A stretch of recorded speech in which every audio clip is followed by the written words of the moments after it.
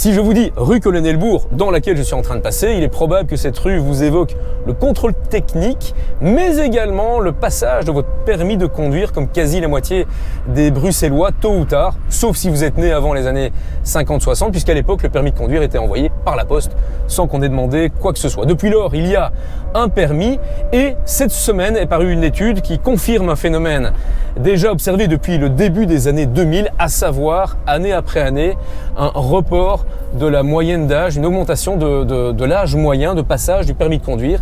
Désormais, en moyenne, il se passe à 23 ans, et même dans des villes comme Bruxelles, ce serait carrément 25 ans.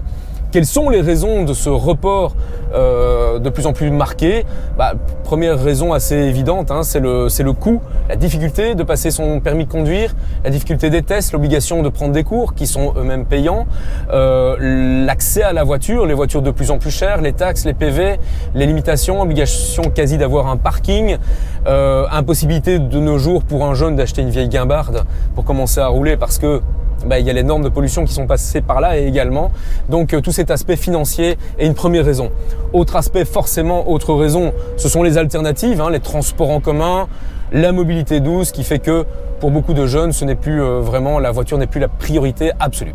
Jusque-là, je vous apprends pas grand-chose. Par contre, si on creuse un peu plus en profondeur, chose que j'ai faite avec des jeunes concernés dans les 20-25 ans, on trouve des raisons plus étonnantes. La première étant le fait que le permis de conduire n'est plus du tout vu comme une obligation, là où jadis on mettait ça comme première ligne d'ailleurs sur son CV quand on postulait pour un job. Désormais, ce n'est plus une obligation par les employeurs eux-mêmes. Deuxième raison plus étonnante, c'est l'anxiété. Le fait de conduire une voiture est vu comme quelque chose d'anxiogène. Est-ce que ça veut dire que les jeunes d'aujourd'hui sont moins téméraires que les générations précédentes? Pas du tout, mais beaucoup plus inondés par les réseaux sociaux d'images, et c'est assez facile de trouver d'ailleurs des chaînes TikTok ou YouTube sur lesquelles vous voyez les meilleures compilations, si on peut appeler ça, de tous les crashs partout sur la planète, de tous les accidents de la route.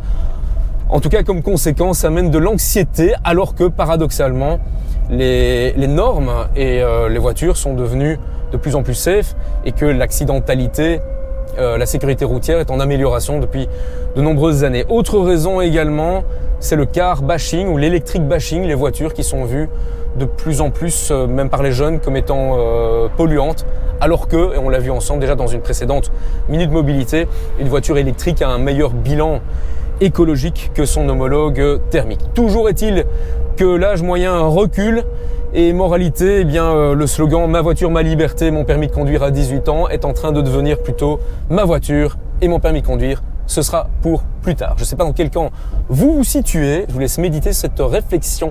Excellente journée et bonne route.